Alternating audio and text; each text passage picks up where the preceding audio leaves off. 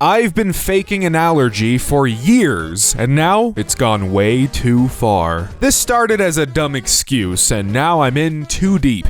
Years ago, I went on a date with this girl who was obsessed with peanut butter. She kept pushing me to try her peanut butter smoothie even after I said I wasn't in the mood.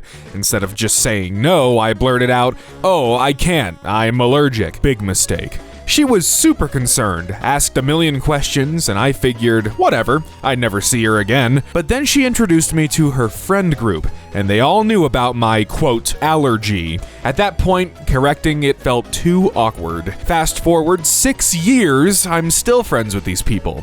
My allergy is a known fact. They warn restaurants for me, they check ingredients, one of them even threw out a peanut butter cake someone brought to a party, just to be safe. The worst part, I love peanut butter. I eat it in secret. I have a stash at work. Once my best friend said, "Man, it must suck not knowing what a Reese's tastes like." And I just nodded solemnly. Now, my girlfriend, who also believes I'm allergic, wants us to move in together, and she's super cautious about food. I'm terrified she'll find my peanut butter stash and think I've been lying to her, which I have. For years. I have no idea how to get out of this. Do I fake a miracle recovery? A medical misdiagnosis? Or do I just keep the lie going forever? TLDR, lied about a peanut allergy, now I'm living a double life and can never eat Reese's in public. Man, you did this to yourself. Why did you have to okay, maybe I get lying in the moment for some reason. I don't know why you would. You could just say, "No, I just don't want to try your smoothie." But no, now you have to live this lie forever until you have the balls to tell everyone that you're a big stinking liar. I'm gonna be real with you. Misdiagnosis is your best bet. This is the perfect time of year, actually. Start sniffling, find some irritant to make yourself sneeze occasionally, fake a pollen ragweed air allergy, and complain loudly about either the symptoms or the side effects of the Claritin you are definitely taking. Use that as your excuse to get allergy testing, where you are going to test negative for a peanut allergy, which must have worn off as you got older, and because you and your friends have been so careful to avoid exposure, you would have never known if not for that seasonal allergy that popped up. All right, but I think they might actually be onto something. You might have hope yet. I would just come clean though. I mean, they might not like you for a little bit, but if they're real friends, no, I don't want to say if they're real friends because you're the one that's been lying to them for years. Sorry, buddy, you got yourself into this mess. I've scammed McDonald's for over 100 free hamburgers.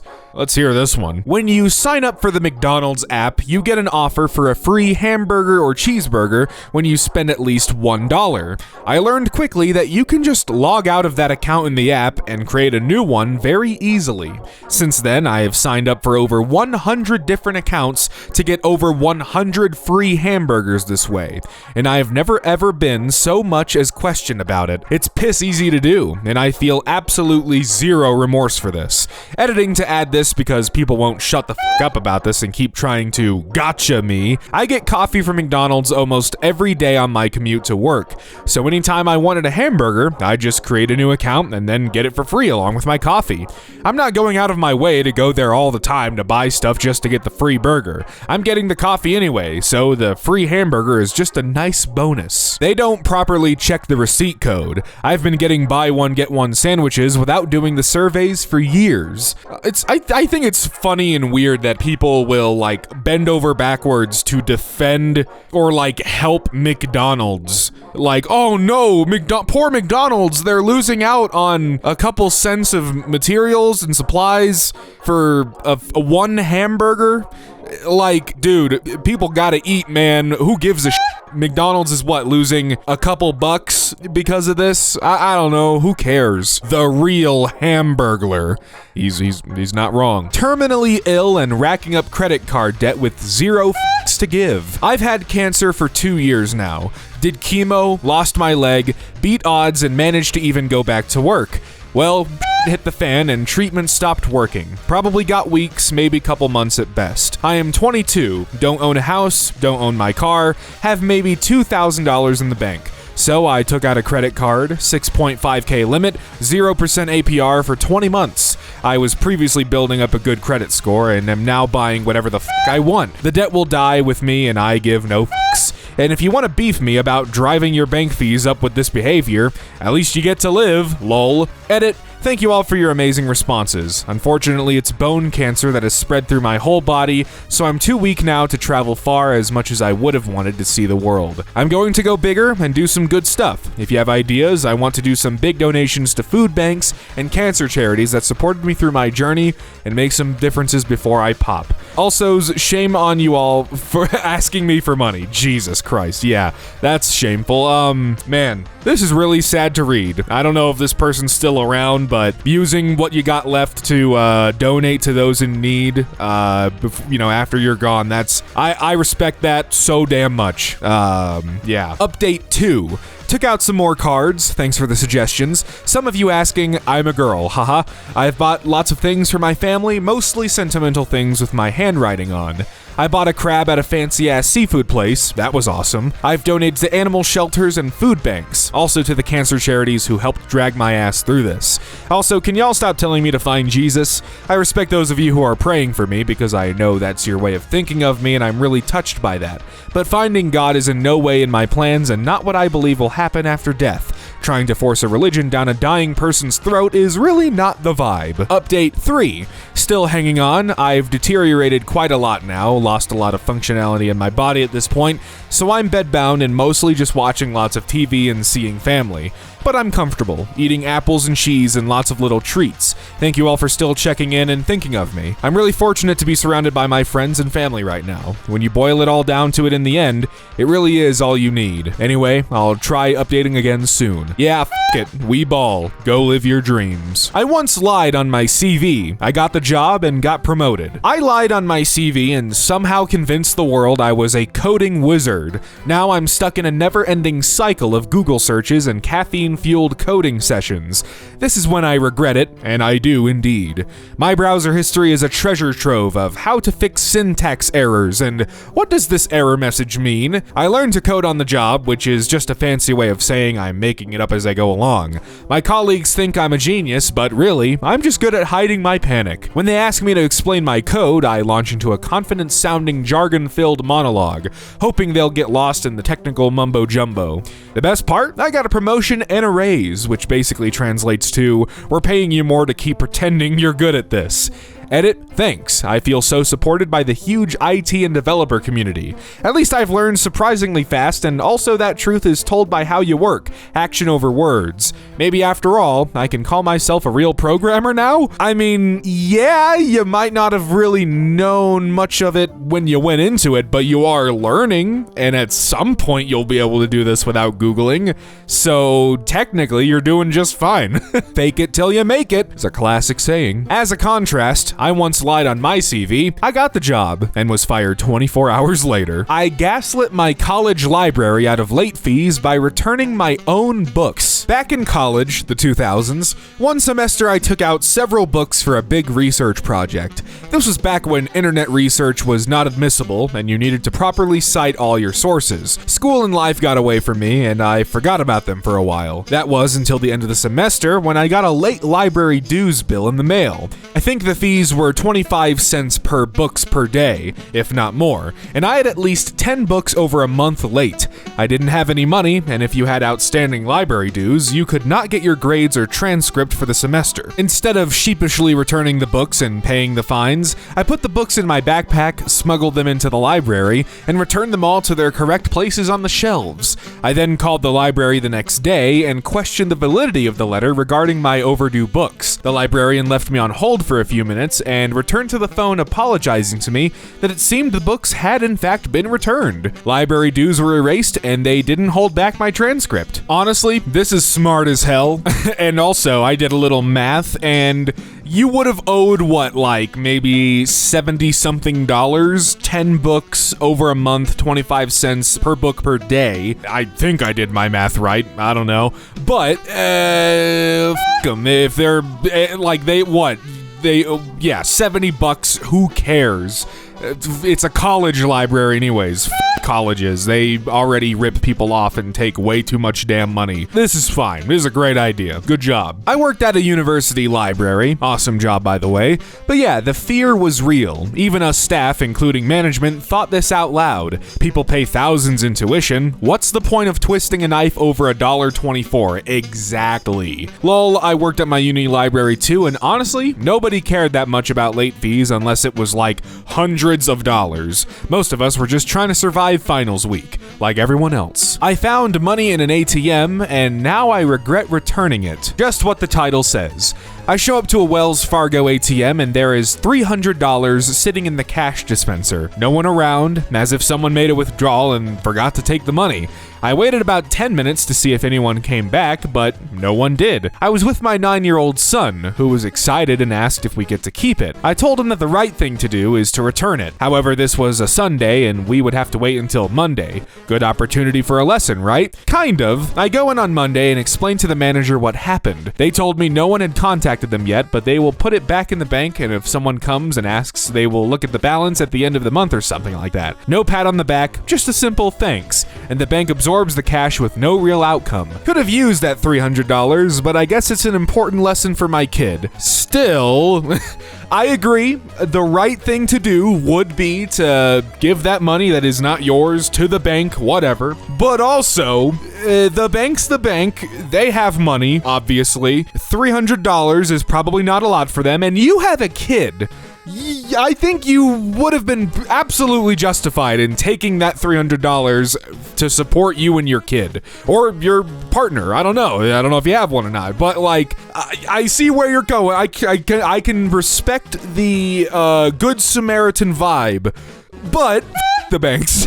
This happened to me. I withdraw money and the ATM spit out the last few bucks when I left. Stupid me didn't count all the money. The bank actually contacted me. They have recordings and timestamps, etc. of the withdraw, etc. You did good by showing your kiddo the right to do, or the right thing to do. Neighbor tried to get my mom fined over our shed, so I got his $40,000 pool filled in. I live with my mom. She's quiet, keeps to herself, never bothers anyone. A few months ago, our new neighbor decided to report her to the city for having an illegal shed in the backyard. It was total BS. The shed's been there for years and has full permits. An inspector came out, checked everything, and left without saying a word. But the neighbor, smug, proud, thought he'd scared us. So I did a little digging. Turns out his brand new pool was way too close to the property line and illegally built over a utility easement. I reported him, attached photos, quoted city codes. 2 weeks later, the city ordered him to either move it, impossible, or fill it in. He lost the whole thing. $40,000 down the drain, literally. Now he gets to look at our completely legal shed every day while standing over a pile of dirt where his pool used to be. Mom sleeps great now. I love that shit. Oh man, I could read stuff like this all day long. Ooh, I love smug motherfuckers who think they're so high and mighty and in the right. Oh, blah blah blah. I'm gonna cry and bitch about your shed, and then they get that pie slapped right back into their face. Ooh, I love that shit. I'd be giving him the smuggest, cheesiest grin you ever did see on this planet. Put a kiddie pool next to the shed. Diabolical. Diabolical would be sitting in it facing where his pool used to be, under an umbrella with an adult beverage in hand. Dude, I'd be chilling on top of the shed. Man, that's just so good. I love that. I've been stealing parking from my work every day for months. My work charges $10 a day for parking in the parking garage, which really adds up. We're supposed to pay this out of our own pockets, but I don't pay. I found a parking spot on the bottom floor of the garage that is all the way in the corner. It's dark there and quite well hidden. Then I back my car into the spot, put it into neutral, and push it gently until it rests against the wall, so the wall completely blocks my rear plate. And I have no front plate, so the parking attendant, if they happen to walk all the way into that corner, cannot easily read my plate. I see many of my coworkers complaining about the prices or showing parking tickets they got because because they forgot to pay that day. But so far, I have not gotten a ticket. Eventually, I will get a ticket, I think, and at that point, I will not pay it and just start taking public transportation to work. The dedication of putting it in neutral, getting out and pushing it against the wall every day is to be commended. I pray for the longevity of your scam, as do I. The real scam is getting their employees to pay that much for parking every day. That's true. Yeah, like, dude, I work here. Why can't I just park for free? I faked liking sparkling water for 3 years and now I'm trapped. Dude, not again. It's the peanut butter thing, but probably not as worse. All right, let's see what we got here. I'm 30 now, but this started when I was around 27 during a phase where I was trying really hard to be one of those put together adults who meal prep, drink sparkling water, and have plants that aren't just dying slowly in the corner. So I bought a 12-pack of LaCroix because, you know, that's what the cool, healthy people were drinking. First sip, it tasted like someone whispered the word fruit into a cup of TV static. Absolutely disgusting. But I had already posted it on my Instagram story with the caption, "New addiction, lol." But like, why? You don't have to pretend to like something to look cool, man. Ugh, and that was the beginning of my downfall. Friends started bringing LaCroix over when they visited. Coworkers stocked it in the office fridge because I liked it. My girlfriend, now fiancé, thought it was cute how into sparkling water I was. So she bought me a SodaStream for Christmas. Now I'm in too deep. I've become the guy who nods thoughtfully while drinking what is essentially spicy sadness. I have flavors in my fridge with names like Pamplemousse and Limoncello, and I pretend like I can tell the difference. I can't. It all tastes like carbonated regret. Sometimes I just want a normal drink, but if I ever open a Gatorade, someone will say, "Whoa, no LaCroix today?" And I'll just fake laugh like, "Haha, gotta switch it up."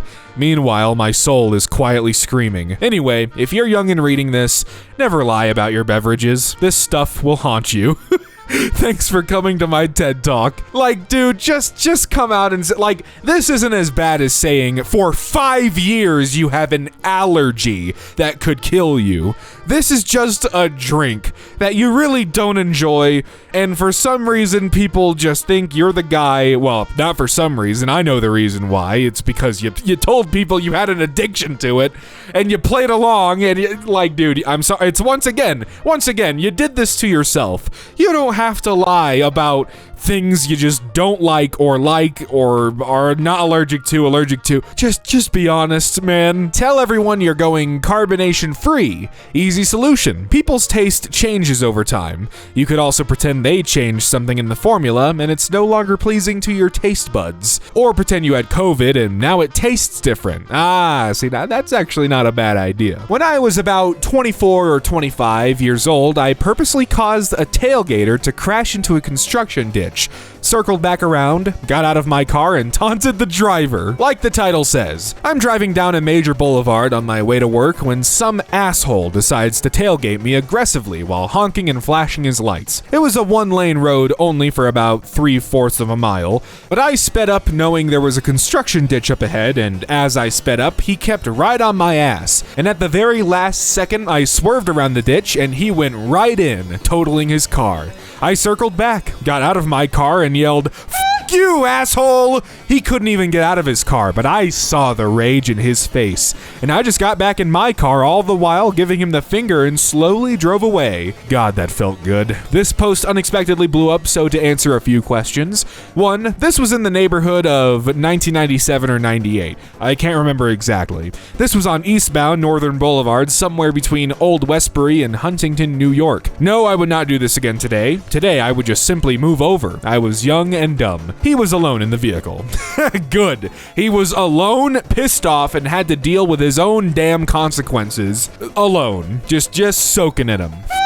There's a road near me that's a 50 miles per hour limit that changes to a 30 mile per hour limit just before a bend. Immediately after the bend is a speed camera. If somebody is really tailgating me on the 50 mile per hour road, I'll sometimes pull over to the side of the road just before the bend so the tailgater can pass me. If they don't know the road and don't know about the camera, they'll usually put their foot down when they finally get the chance to pass and will fly around the bend at 50 plus. From the spot I pull over, you can see the camera nicely and see the flash when it goes off. My tally is at 14. That's really fun. I love that. You're smart. That was a stupid thing to do. What you're supposed to have said was, "Oh, you can't park there, mate. I'm a nurse and I 100% judge people based on their veins?" Okay, so I know this might sound weird, but I have to confess to something. I am a nurse and I definitely judge patients based on their veins. If you have big, straight, beautiful veins, I instantly love you. You are the MVP. I could get blood or start an IV with my eyes closed, but if your veins are tiny, hard to find, or moving around like they are trying to escape, I am already mentally preparing for a struggle. I always stay calm and professional on the outside, but on the inside, I am either celebrating or quietly panicking. So yes, if you have ever wondered why your nurse is silently evaluating your veins, the answer is absolutely yes.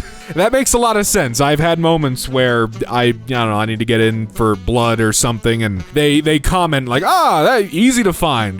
Nice, easy to find your veins. And I'm just always wondering, like, is it hard to find veins on people? And now I know. Now every time I have to get a blood drawn or an IV for some reason, I will be thinking about this, and I will be wondering if I am judged. Maybe my veins will be hard to find that day. I don't know. I'm the one with tiny, difficult veins. It took a phlebotomist 7 tries to get an IV once for a surgery. Let's be honest, I'm the one who should be panicking when it's poke time.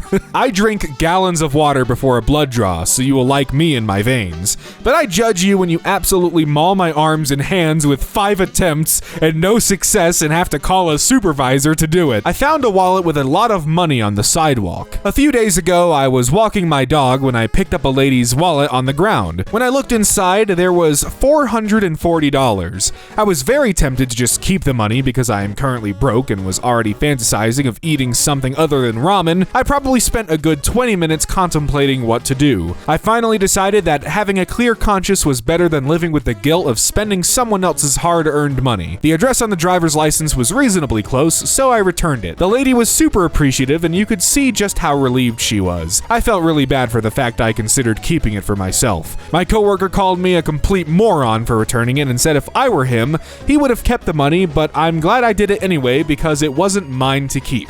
Okay, see, now this is a bit of a different situation than like the bank and the leftover money, because with this, if I found a wallet, I would return it to them exactly how I found it, even if there was a bunch of money in it. If you take the money out, they're probably going to know an idea of how much money they had in it, and I don't want to be the guy who returns it, taking the money, lying, saying, "Oh yeah, this is just how I found it," and then they might, like, judge you or question you. It also depends, like, how recently they lost the wallet. You know, if they just lost it yesterday, you give it to them with no money, and it was in a spot where you couldn't easily find it.